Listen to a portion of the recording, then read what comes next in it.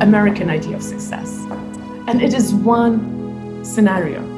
It is one scenario in finances, in business, in love life. There is one scenario. There is no variation. But we're so different. All of us are so different. We eat differently. We exercise differently. We have different hobbies. We might as well have very different things we'd like to do. Not everybody wants to do business. Not every woman wants to have a family. So when you understand that your own personal perception of happiness and society's prescription of success are not equal, then it will be easier to start living by your own rules, but you also have to be okay with the fact that you might not be considered successful by the majority.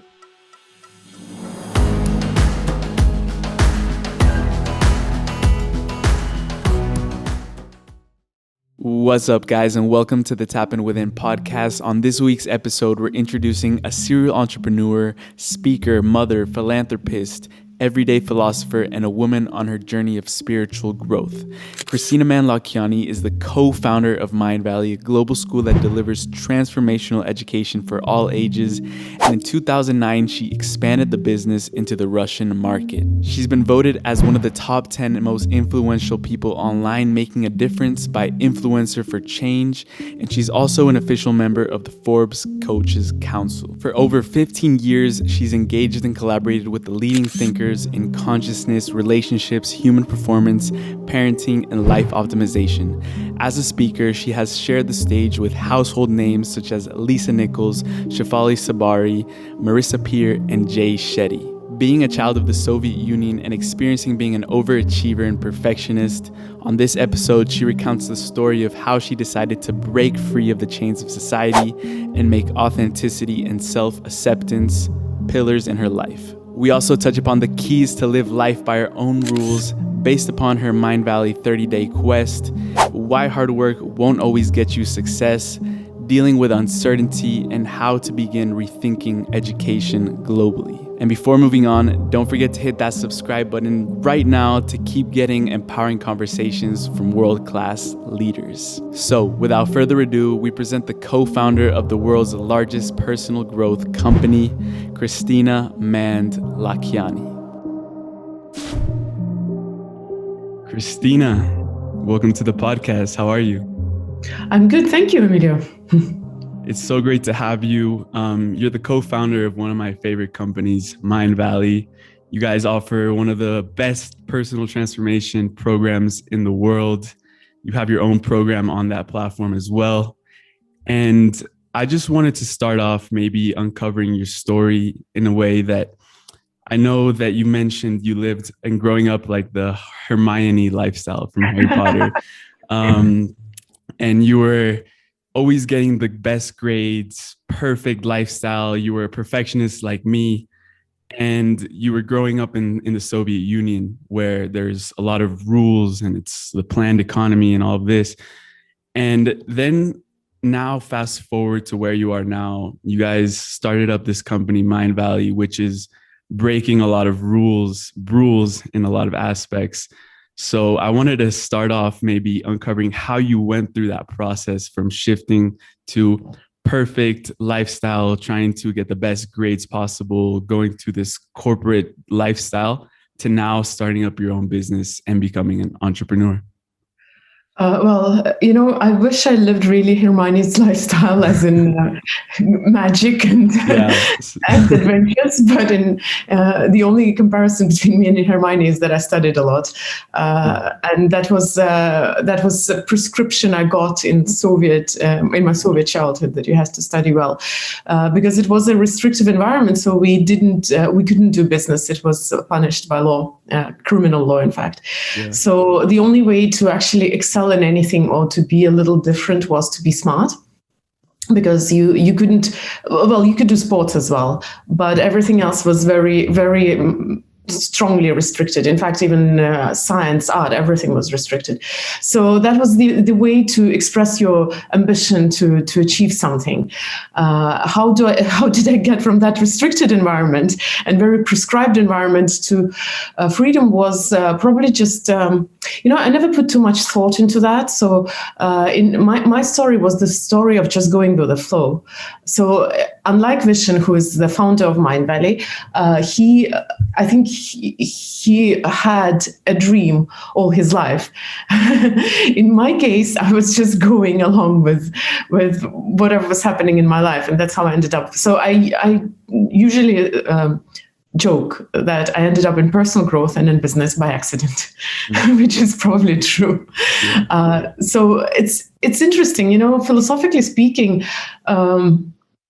It is an interesting situation because we are growing in the world. The current society, we believe in achievement and in planning and in goal setting, and saying that you can achieve success by not actually planning it or prescribing your path to it is maybe a little bit contradictory to what society is used to. But I want to mention one thing. Just because I got to where I am by accident doesn't mean that I was a lazy bum who didn't care and I was just lucky. Yeah. Because remember, I did grow up like a Hermione, and I was always very ambitious. It's just that I probably didn't prescribe my trajectory to a success, if I can say so. So I don't think I answered your question though, but maybe you want to ask something else. Yeah, I just wanted to ask because I'm at a point right now where I'm just about to finish my degree in college, and you can imagine going back into your own life, how that experience was for you.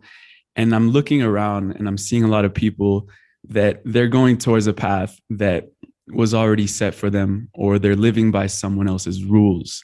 So that's one of the premises of your program on Mindvalley that's called Live by Your Own Rules. So maybe we can start unpacking some ways that we can start realizing and waking up to the fact that maybe where we're going right now isn't what we truly authentically want. As you were saying that, I was thinking, and I'm not going to give the answers that people are used to, because that's just my character. I'm just very funny. Sorry, very odd. Amazing, I love that. Funny, not in the sense that I make good jokes. I do terrible jokes.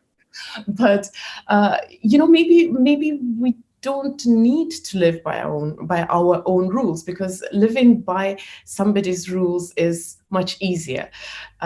Because when you decide to live by your own rules, the first and the easiest thing, the simplest thing that happens to you is that you have to take responsibility for what's happening to you. A harder thing is to actually start the conversation with the outside world that I don't want to do what you expect me to do. And that inevitably will bring you to the situation where the people that love you and that you love will disagree with your choices. And then you will have this choice, which is actually not a true choice, but you will think that this is the choice between the happiness of people that you love and your own happiness or your own truth. And that's not an easy choice. And most of us are taught to sacrifice our own happiness for the greater good, because we think that if we think about our own happiness, we're in some way selfish or egoistic or egocentric, which again, we could go into that topic and we could go so deep into that topic, because this is such a load of garbage and nonsense. But when it comes to living by your own rules, I think the problem is that when we grow up, we need some kind of guidebook. We all love the recipes. Almost everywhere I go, people ask me, "So what's the recipe? Or how do you become happy? How do you do this? How do you do that?" 5 steps. Yes, how to is probably the most Google thing, because it's easiest. People want to know the exact steps, and living by the steps, by the recipes, by prescriptions, it's like a life of a pet. So going back to my initial answer is that maybe it's not such a good thing to live by your own rules, because it's so much easier to live by someone else's rules. So as I said, Soviet Union was a very restrictive society. You couldn't do business, you couldn't express yourself in art, you couldn't, that genetics was actually forbidden in science. So you couldn't even do science, because if you discovered something that was against the political agenda, you'd be in trouble. And what's what's the most ironic is that when Soviet Union collapsed and all those countries got freedom and business was possible and you could express yourself, an overwhelming majority of the populations in these countries until this very day, and it happened 30 years ago, are moaning and complaining and saying that Soviet Union was so much better.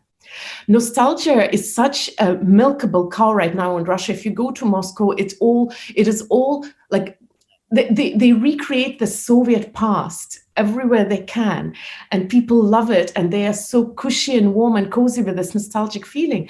And that is exactly the phenomenon, is that it's so much easier to be a pet than a wild animal. Yeah. Because the pet has nothing to worry about. And that was the life in Soviet Union. You couldn't live by your own rules. And people were happier. Overwhelmingly, they were happier, which is a very ironic thing. So I guess the easiest thing to start breaking up with the society's expectations is just to realize one simple thing, that the society's recipe for happiness or success, the society's recipe for success isn't necessarily the same as your own personal idea of happiness. Because society has a very cliche idea of what success means. And different societies have different cliche, but let's say, I believe you must be in the Western world somewhere living, right? Yeah, right now I'm in Bogota, Colombia. It's more fun. It's a little more interesting. Yeah. But let's say if we take an overwhelming majority of your audience and my audience would be very comfortable with the idea of like American idea of success. And it is one scenario. It is one scenario in finances, in business, in love life. There is one scenario. There is no variation. But we're so different. All of us are so different. We eat differently. We exercise differently. We have different hobbies. We might as well have very different things we'd like to do. Not everybody wants to do business. Not every woman wants to have a family. So when you understand that your own personal perception of happiness and society's prescription of success are not equal, then it will be easier to start living by your own rules, but you also have to be okay with the fact that you might not be considered successful by the majority. Yeah, 100%. And I think one of the things that makes us think that there's this path of success is also the beliefs that we've acquired throughout our life. And I really love the concept that, Vision developed of the Brules that you talked also about in your program. And it's a concept that I've tried to explain to my friends, and it's a very really, really interesting idea, because it's basically saying that you can change the software of your belief system and just discard. And one of the exercises that I really liked was asking yourself if this belief serves you or not, or if it's making you suffer even more, or even just, does this belief, is it aligned with what I want to do? And if you could explain it to a kid, would he understand? Like, would it make sense to him? So maybe we can start off with what are these rules that you guys have been really talking about and expressing, and how can we start, just identifying this one might not be serving me, or it might. But I've been through a lot of rules, obviously. Yeah. That's why I ended up where I am by accident, because I was brought up on the classical 19th century literature, where the gender roles were much more prescribed and set in stone. So I idealized this whole idea that you have the husband and then you have the supportive woman with that husband. So I actually moved from my successful career here in Estonia to New York to be nothing and to start searching myself from scratch again. And I went to university for the second time. So I got 2 degrees in the end.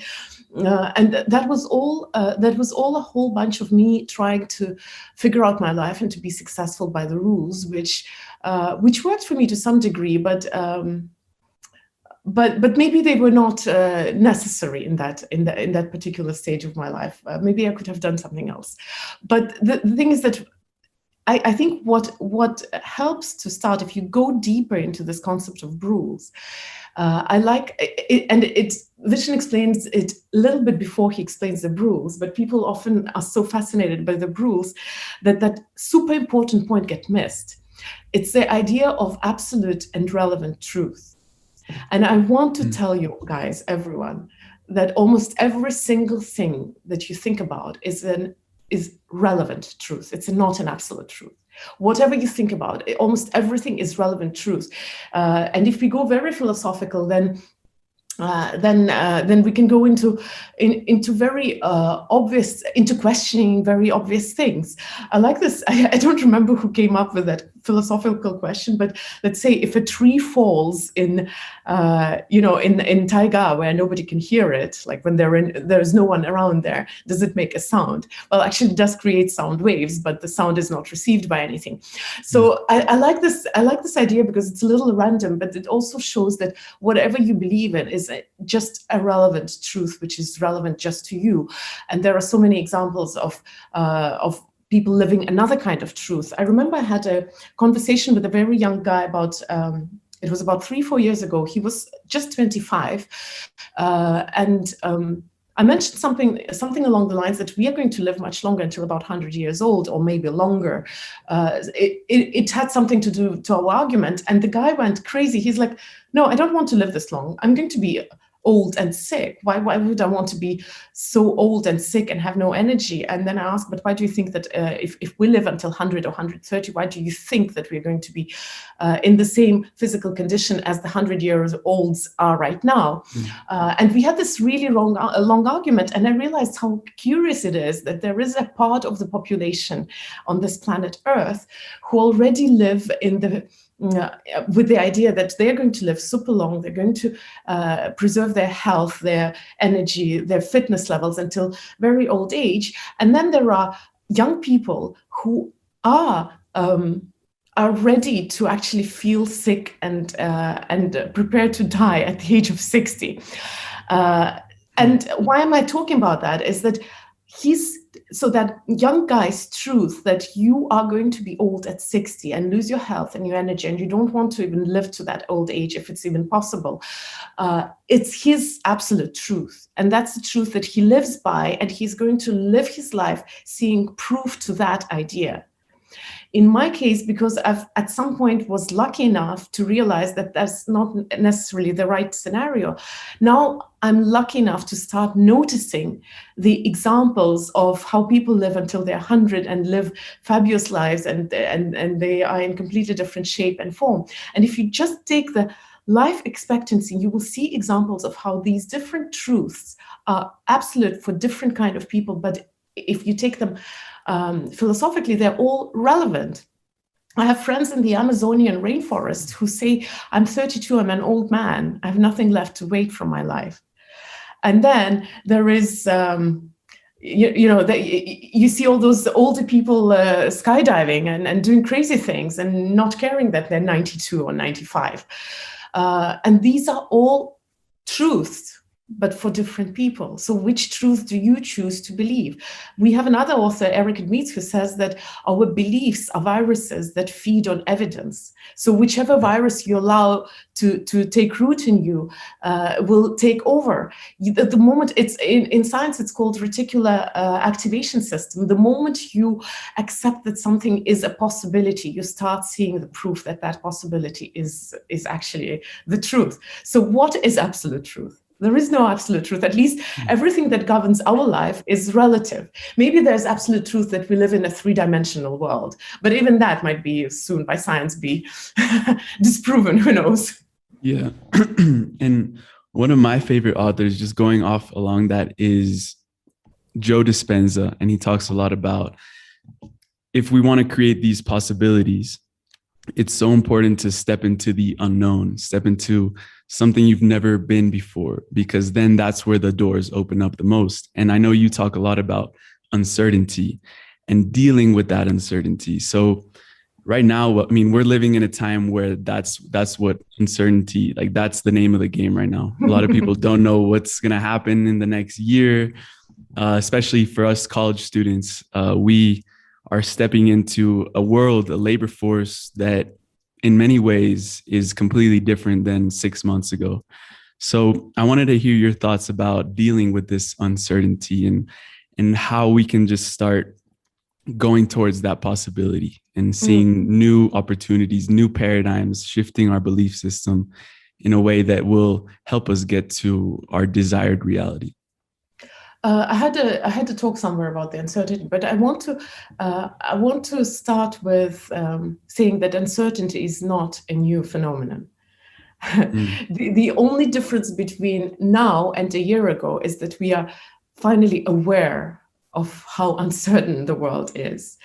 The world was just as uncertain, now a little more than a year ago. It was just as uncertain. When you were doing your plans for 2020, let's say in the end of 2019, thinking, okay, 2020, I'm going to do this, this, and this. These are my plans. This is my goals. They were just as uncertain then as they were in April or May. It's just that you were not maybe as aware then about how uncertain they are. And here I like to quote one little devious character from my favorite book, Master Margarita. It's by Bulgakov. And they have this character, he's a devil in essence. And he says that human beings are mortal, and that would have been half the problem. The real problem is that they're mortal unexpectedly. So I know it's a morbid quote, but the truth is that we cannot be certain about anything except the uncertainty. Everything changes. The weird thing is that even the universe is changing. It's not even our solar system is changing. Even the sun is gradually burning out. Everything is changing. Of course, the other changes are just much slower, but also much more like grandiose.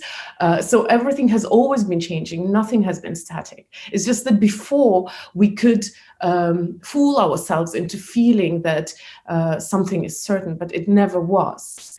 And that kind of, we got hit by a virus. We could have been hit by something else. There were other disasters before which changed people's plans and lives. And like even terrorist attacks in September 11, 2001, I think it was, right? Long time ago. That changed so many things about travel, about everything. But we just adjusted and we forgot that things change. So what can you do with uncertainty? First of all, just to accept that as a fact of life. And here I come back to that thing about nostalgia that I was talking about. You know that that nostalgia is actually one of the most. It's a dangerous feeling that we don't understand how dangerous it is. It used to kill. And the last death from nostalgia happened in the beginning of the 20th century. But it is dangerous because people who are who like to dwell in the past and think that, oh my God, it was so nice there. It's actually the precursor of depression. Wow. Because people who are into their past, people who are into their past, they don't have much hope for the future.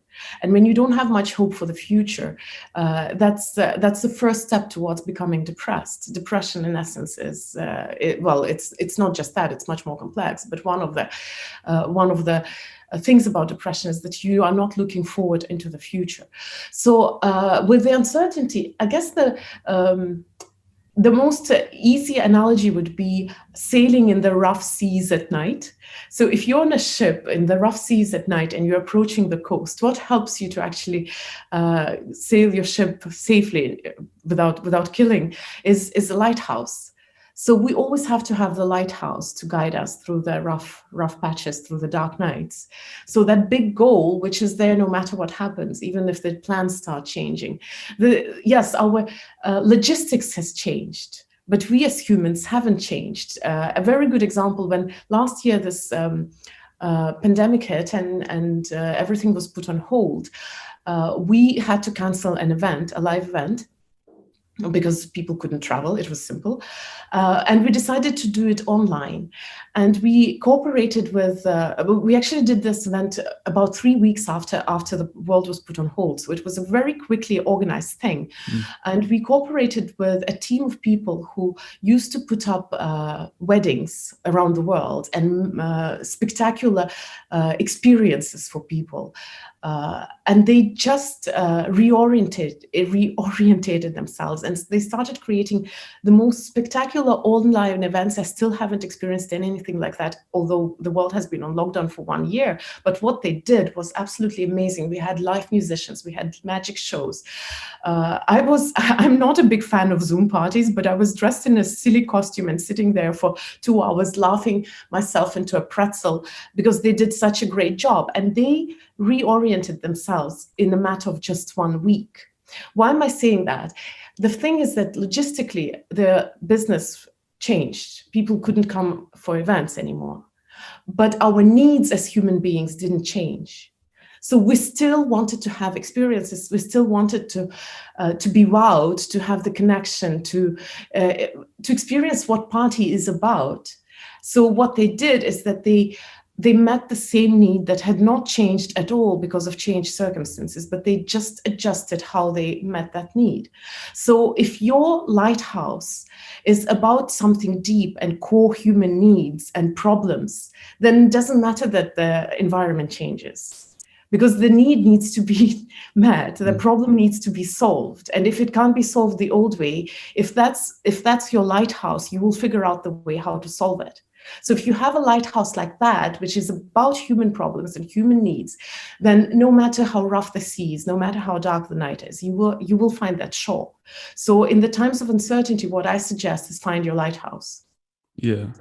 And you say a lot that, and it really hit home for me while I was undergoing the program that you have. And it was just really deciding what you want. A lot of us, I mean, we may not have that lighthouse because we don't know exactly truly what we want to go towards. And one of the things I really like about that is that the human being is an ultimate adaptability machine. Like for me personally, I've moved around 5-6 times in my life, and I'm always trying to adapt and always trying to, now I have to speak Spanish, or now I have to speak English. And so it's a huge a skill to have, that adaptability. And one of the things that I've realized, and you hit upon this as well, is that we stick to our masks and our roles that we're playing in life. And the more attached we feel to these roles, the less adaptable we can become, because we fix ourselves into one identity.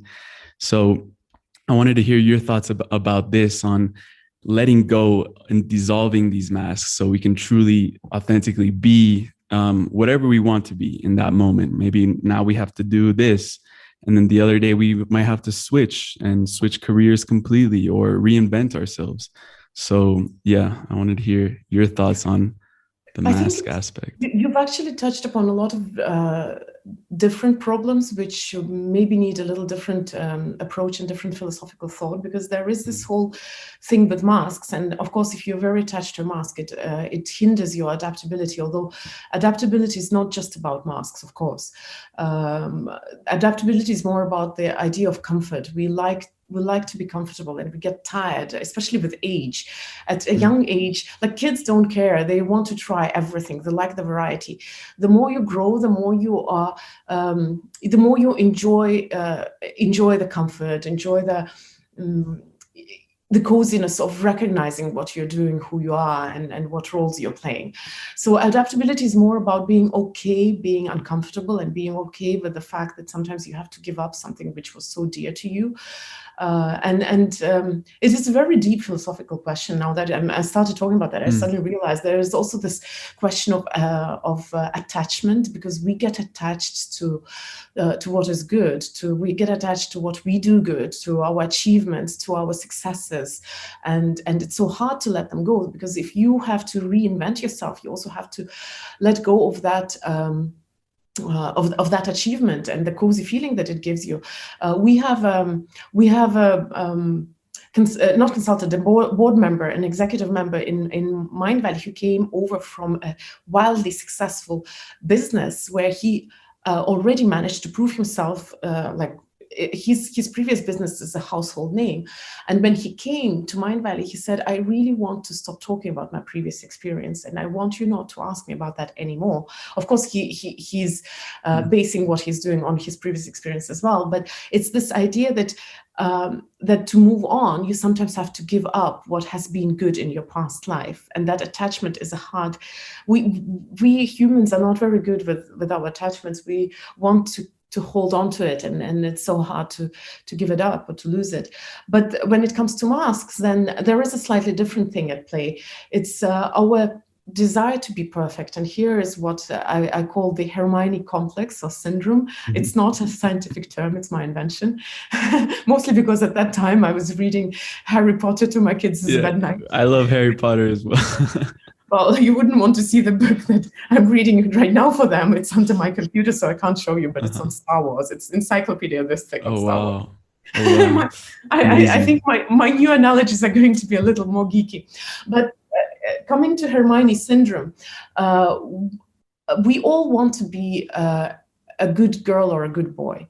And that means being perfect. And that's why we like our masks, and that's why it's so hard to adapt, because we are good at something. And then to try something new is to be okay with not being perfect, to be okay with making mistakes, because if you don't make mistakes, you're not going to learn the new art. I went horseback riding and I was terrified of falling off the horse, but they put me at ease very quickly. They said, you will become a proper jockey after you fall off 40 times. Yeah. And whatever sports you take, if you're not willing to fall, you're not going to learn, because you have to take the risks to learn. Kids do not learn to walk by reading manuals and figuring out technically how it works. For a baby to learn to walk, they have to get up on those feet and start making the first steps and then fall down occasionally and then get up again. That's how we learn. And it's our perfectionism often that makes us want to stick to what we are used to, because we understand that we won't be. Why people don't learn new languages when they grow up? Because they're afraid to speak wrong, to make mistakes, to have a weird accent. Yeah. We don't even dare to start speaking because we think that language is to be spoken perfectly. We forget that it's a means of communication. So a lot of grown-ups don't learn new languages, not because they're stupid or they can't, they can. It's because they are afraid to make mistakes. And it's truth about so many things. We're afraid to make mistakes, and not even so much because we'll get hurt. It's because everybody wants to be perfect, no matter what we say. And that's struggle for perfectionism is what makes us unhappy, unfortunately, because none of us is ever going to be perfect. And imagine if we all were perfect. Wouldn't that be like a scary thing? It'd be robots. Like Stepford wives. Yeah, that's amazing. And thank you for unpacking that. Really, that was a very philosophical take, and I took so much away from that. One of the things about mistakes is learning to feel into the discomfort that you have when you're doing something. So one of my favorite YouTube channels they're called Yes Theory. They have this brand. It's called Seek Discomfort. I'm wearing it right now. Seek Discomfort. I'm wearing mine, Betty. Handmade. Handmade, broidered. And that philosophy of going towards what gives you discomfort has helped me so much in this journey that I started with this podcast, this brand, because normally I would have been very afraid to just do this conversation. And then learning to lean into, okay, maybe the beginning of this conversation is going to make me a bit uncomfortable. I'm normally introverted, so I'm a bit shy, things like this. But learning to seek that discomfort. It's like, now I want it because I know it's going to help me grow. It's going to help me get to where I want to go, where I want to achieve these goals and all these dreams that I have. So that's something that I really recommend people to start making it a life philosophy and you also talk about it in your program. It's being comfortable with that discomfort. So where did all this come from? Where did this idea come from? I'm going to be a little, I'm a slightly different breed from you. I would say that looking for discomfort is a little masochistic. I'm sorry for using that word.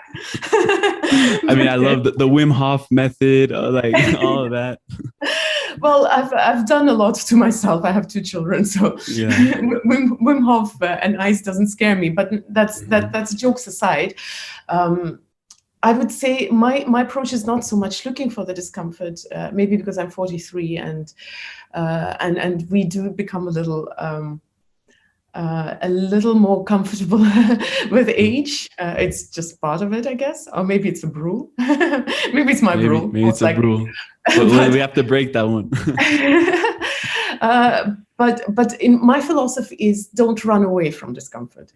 And that's what I try to do. I don't necessarily go and look for discomfort because I've had enough of it in my life. But if I see that something is going to bring me discomfort, it's not the reason to turn from that path. So that's a slightly more slightly more. I don't even know, laid back approach probably, but then, I'm a laid back person. I ended up where I am by accident. And I guess both are right. It's like what we were talking about. There are no recipes in life. There are people who like yoga, and there are people who like kickboxing. There are people who like to like to do business, other people who like to do art. We are different. So you're right. And for a lot of people, that's exactly what they should do. They should actually go and look for the places where they could be uncomfortable, but safe. I would say that's with important. The safety net, do you mean? Don't kill yourself. Safe, relatively safe, as in doing stupid stuff is not a very smart thing to do with your life. But then there are also people for whom it may be so alien, then you can take my approach and just don't turn away from discomfort. Because if going and looking for it makes you so uncomfortable that you will get paralyzed, then take a slightly more relaxed route, which is my route. So it's cool. I agree. The thing is that when discomfort hits you, you should be okay with that because it's going to happen. So is it more like a go with the flow? Like if you end up in an uncomfortable situation, don't shy away from it and just go with it? Or yes. That's my thing. But then again, going with the flow, I have this theory of surfers and hustlers. And I do talk about surfers in this theory a little bit more because we live in the society of hustlers. But the point that I'm trying to make is that these are 2 regimes which are both necessary. It's like we have a day and the night. We just had winter. We are heading now into summer. These are regimes which are both necessary. Sometimes you need to be more relaxed and just not shy away from discomfort. And sometimes you have to go and look for it because maybe your life has become stagnant and it doesn't give you the opportunities not to shy away from discomfort. So it's not either or. It's actually if life was so simple and there were recipes, it would be so awesome. But that's what makes it beautiful, is that you have to make conscious decisions. What is the right choice right now?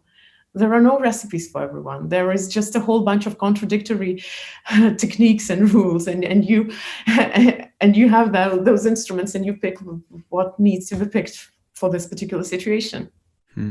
Yeah, and I want to explore that concept a bit more of the hustlers and the surfers, and maybe just unpacking in your life. When would you say that it's appropriate to be in the hustle mode? And then when is it appropriate, or what circumstances do you feel the need to have that surfer mentality and just go with it? Or and maybe just differentiating what is hustle mode and then what is the surfer mode? Yeah, I'll give them the whole thing, because probably since you've gone through my program, you know what I mean by that. But those who don't know, so the thing is that we live in a society where hustling is the norm. at least among ambitious people who want to achieve something. We equate achievement with hustling. We equate success with hustling. And by hustling, I mean just working, and doing something and just moving in any direction. If you don't know where to go, just go out and go somewhere. But I'm a little joking, but it's also true. And the problem with the hustling mode, especially when it becomes a default mode, is that it perpetuates this interesting idea that success needs to be earned with blood and sweat. And we think that for us to be satisfied with our achievement, we have to have put a lot of effort into that. Which is in essence, it's okay. And people who are into sports, that's how you achieve stuff in sports or in arts or in a lot of things. But the problem with that is that if you believe that your success needs to be earned with blood and sweat, you will subconsciously create the resistance so that you actually feel that you're worthy of your success. Just to drive the point, have you ever felt guilty for taking a break, for having a time off and for actually not working and not doing something? And guilty in the sense that, oh my God, I'm sabotaging my success now. If you achieve something very easily, you feel that you are an imposter, that this success is not sustainable and somebody's going to figure you out and you're going to fall down even more painful. And that's all the result of romanticizing hustling, because we start suspecting that if you achieve something easily or with joy or with pleasure, then it is not real, or you're not worth it, or you're going to lose it. And so you will subconsciously start creating resistance, because resistance gives you the opportunity to hustle and to put the blood and sweat that you think that is necessary for success. And we learn that idea from school, because mostly from school and from our childhood, but school foremost. It's because, as I said, I was a straight-A student in school. And how did it work? I was a smart girl, but there were subjects where I wasn't too good. So my parents would hear when they go to talk to the teachers that she's doing well, but this subject, let's say language, is not so strong. She should put more effort into here. So for me to be successful, I have to put more effort into things that don't work out well for me. So obviously I grow up equating success with doing things which are unpleasant and painful and hard. Because to be successful in school, I have to do well everything. But imagine if we put it upside down and if we put more effort into things that come easy to us. So Kristina is a good student. She's generally smart. Yeah, languages are not too strong with her, but she's super good at mathematics. Why wouldn't she take extra credits in mathematics or extra classes in mathematics and see how deep she can go with that subject? Yeah. It's like, no, now you have to make up for it and work on another topic. Yes. Yeah. But imagine if you put all that effort that you put into the things that you are not good at and you put them into the things that you are good at. But we are not taught that. And I don't want to go into why it's happening. But the thing is that we all grow up believing that success means hard work. And that's the sad thing. So I want to introduce the concept of surfing, which is not my invention, of course, but it's like surfers in the sea. Why I call it surfing is because surfers in the sea, they are waiting for their wave. They are out in the sea, a little dot, not moving anywhere, but when the right wave comes, they jump on their board and they reach the shore with speed and joy. So which mode is more important, hustling or surfing? I think they both are necessary. Sometimes you have to hustle. When I was doing my diploma for a master's degree, I did the classical thing because, you deserve success if you put blood and sweat. So I procrastinated until I had to work one last week through the night on coffee and the ideal. I know the feeling. That's what we do. That's what we do to deserve success. We make it harder. It's like when you go to the gym, if you want to feel that you've done the right work, you put extra weights. Because if your muscles don't hurt, you haven't wasted your time in the gym. That's what we do. Shout out to 10X program by Mindvalley.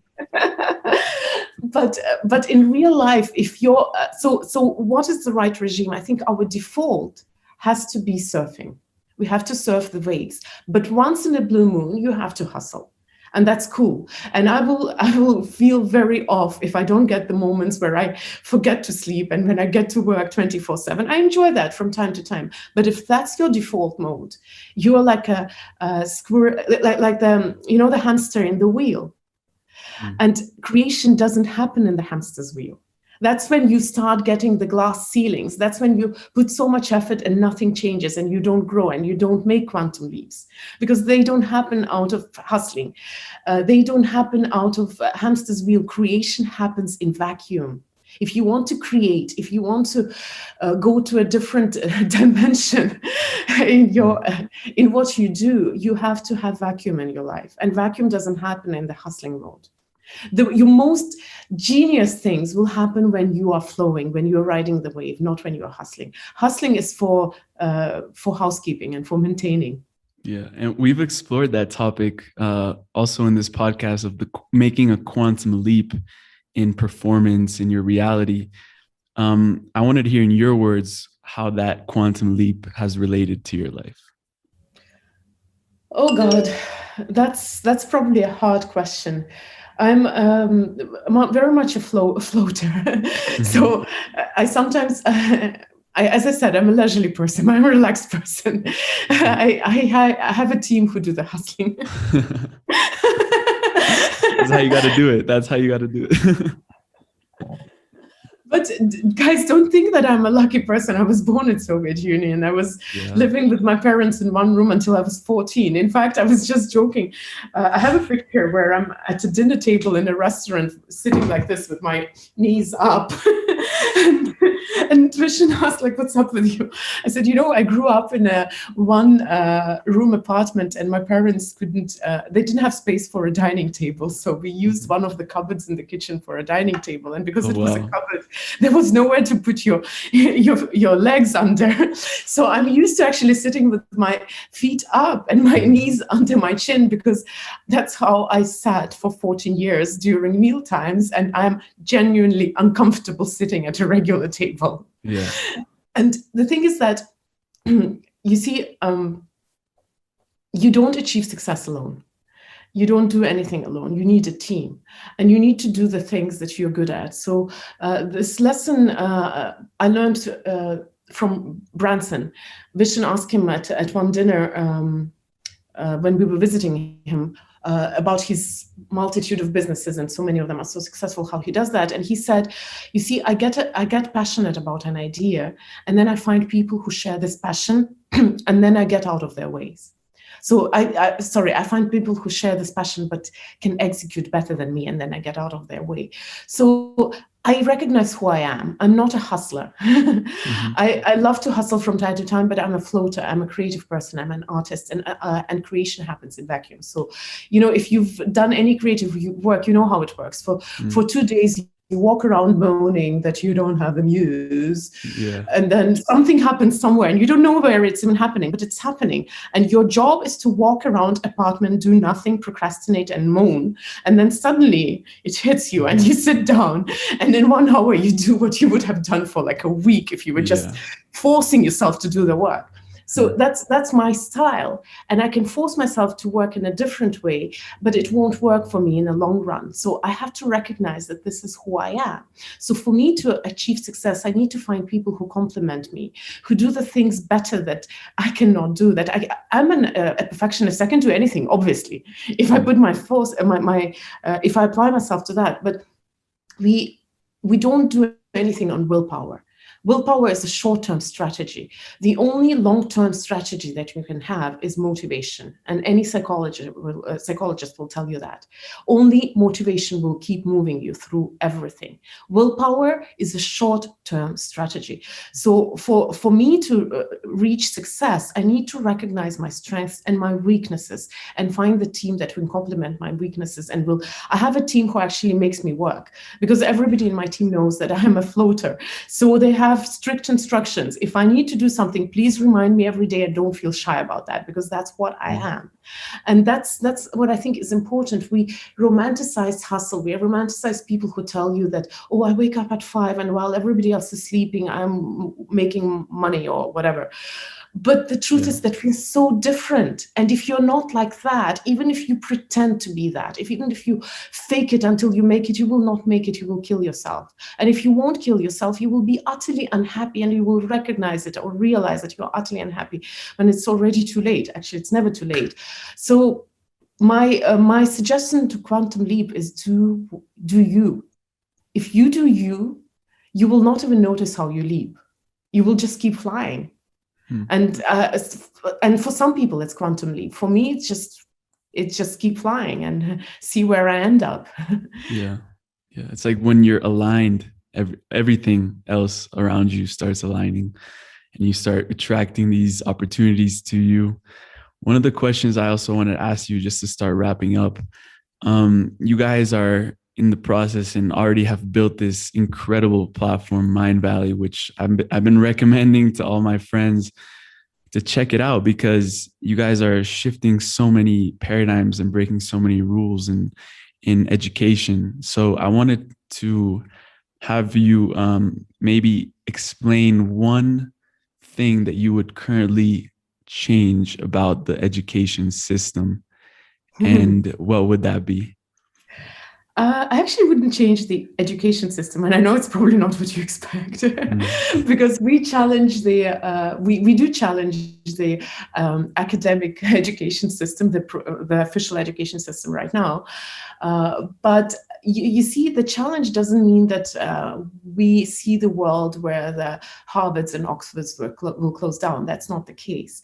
I would challenge our expectations of the education, or our relationship to education, and by us I mean humanity, because it's this search for the comfortable life of a pet. We want a recipe, we want a simple solution, so we go to university looking for a good degree, because hoping that this is going to sort out our life, and we go there with that expectation. That's why it's possible that all those universities and all those institutions have so many people willing to pay massive amount of money, go into debt, and then realize in real life that degree is not going to sort out your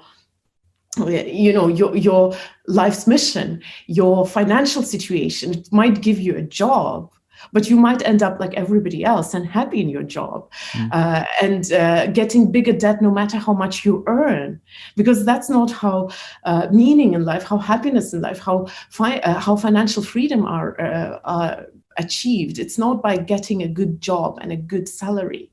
If that was the case, we'd all be happy. Unfortunately, most people who get a good degree so that they can get a good job and get a good salary end up in the same scenario, job that they don't really enjoy fully, and bigger debts the more they earn. And that's, I'm not saying anything new here. You look for research, and for some strange reason we keep lying to ourselves. We keep hoping that if I just get a better job and a high salary, I'll be happy. But that's not how it works.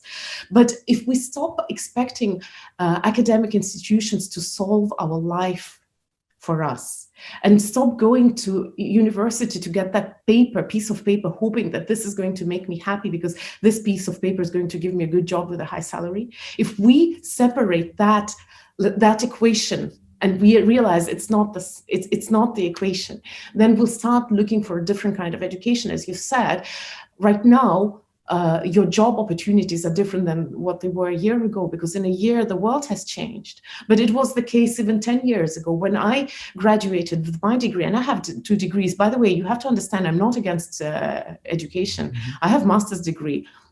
So I've spent a lot of time in university, but I don't use it for my work.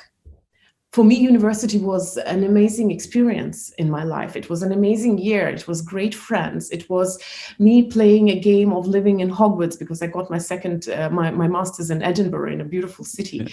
So it was to buy the wand. Yeah. And that's actually where Harry Potter was written. I was reading my political books in the cafe where the books were written. But the thing is that I didn't go to university to sort out my job, my career, my life's mission, and my financial freedom. I didn't go to university for that. The moment we understand that, we start seeing knowledge and skills and experiences where they actually are. But again, there will always be jobs which will require academic education. For example, if you have to be a doctor, if your job is going to be science-based, essentially, you will need academic education. You can learn to be a doctor on your own, probably, but the state wouldn't trust people to you. So these jobs will require diplomas for sure, but most of us are not doctors, and most of us are not nuclear scientists. Most of us actually dream about starting a business, and we go and get an MBA, which is useless for business. But universities will stay because it's an academic institution. It's a scientific institution. Science will stay. There will be people who are into that, who will want to be a scientist, who will want to be a professor, and it's great. And I love it myself. But we should stop thinking that university is going to solve our life for us. We should stop thinking that school is going to make our children into happy, successful, accomplished people. We have to understand that academic institutions give exactly just this one thing: academic knowledge. And that's where it stops. Academic knowledge. Don't go looking for life skills into academic institutions. Don't go looking for spirituality, for values, for new belief sets. That's not what academic institutions do. That's what you find elsewhere. Yeah, and I think we've been setting the wrong expectations for our universities, right? Yes. Well, universities have gone into business of trading degrees and papers, because there's market for that. And we have to remember, universities used to be for very few people, not for elite, not for the rich, but for those who were into that kind of thing. It became much more accessible, and we just haven't drawn the line and said, okay, stop, that's not taking me where I need to go. And at some point, they will go back to what they used to be. They used to be science institutions. That's what they were. The same way, church used to be our school. Kids went to church to learn to read and mathematics. Now it is the spiritual institution for certain groups of people. And we don't go to church to learn to read anymore. Yeah. Amazing, Kristina. Honestly, I've been getting so many takeaways, and I hope our audiences as well. As we're coming up on the hour, I want to start wrapping up.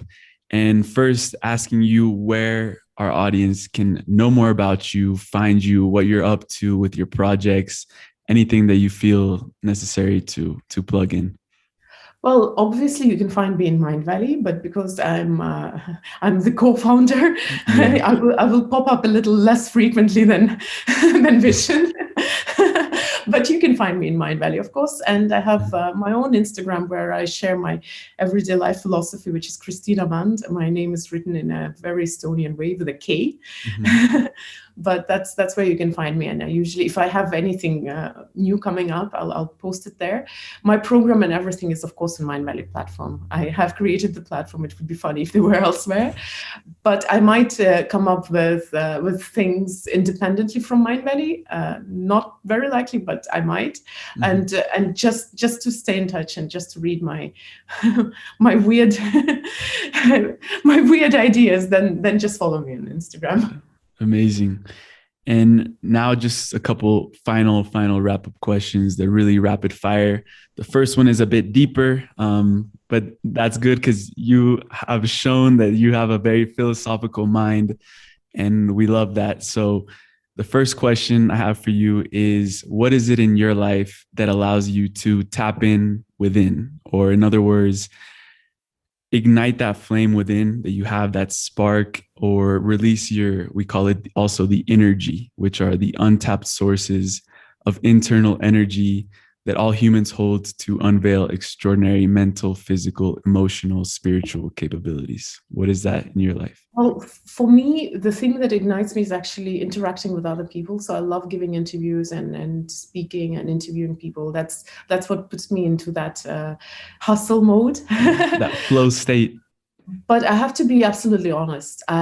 This year has been hard for me as well. And I'm verging between being fully functional and occasionally mildly depressive, not as a medical diagnosis, but more in the sense like, let me just lay in bed and be and just be. Yeah. It's not an easy year. I'm a social being. I am introvert, but social introvert. I love occasionally showing myself. I love occasionally dressing up and going for a party, and occasionally going on stage and seeing real life people. So it's been a hard year for me, and I put effort to actually keep moving. So what helps me is my team. It's always good to have other people. What helps me is my kids, of course. Interviews with people like you, and giving interviews and interviewing people, because then it's a tag team. At the moment someone else depends on your energy, you find the thing. But when I have to sit down and write the book, I'll find 10,000 reasons. I'll start wearing the socks in the drawer. Just counting rice in your When I was writing my master's degree, I came up with a list of 50 things to do, which absolutely need to be done before you sit down to write a master's degree. Yeah. Amazing. I love that. And if there's anything you want to leave the audience with, what would be your final nuggets of wisdom? Anything you feel called to express, say, and leave us with today? Thank you so much. I would say that we all have to, the only, you know what, I'll quote Oscar Wilde. I love him. He's such a wise man. He said, love for yourself is the beginning of a lifelong romance. And I think we live in the world where we misunderstand a relationship with ourselves. So if you want to do anything in this world, to change your impact on the world or impact on the people, or your relationship with the outside will only change if you change your relationship with you. So if you could if you could focus even for just 1 month on your relationships with you, and sort it out. Maybe it needs sorting out, maybe it's not, but most of us need sorting out our relationship with us. Then you will see how miraculously things around you will start changing. Yeah. That's what we say in this podcast, is the reflection, that your inner world is a reflection of your outer world. That's it. And I wanted to just acknowledge you, Kristina. Thank you so much for providing us with this wisdom, for continuously being authentic, showing up for other people. And I really appreciate this conversation. I hope we can get together soon. I was gonna go to Estonia in the summer, but we'll have to wait a bit for that, for the world to change a little bit. But thank you so much for your time and all the love. Thank you, and thank you for having me. Yes, of course.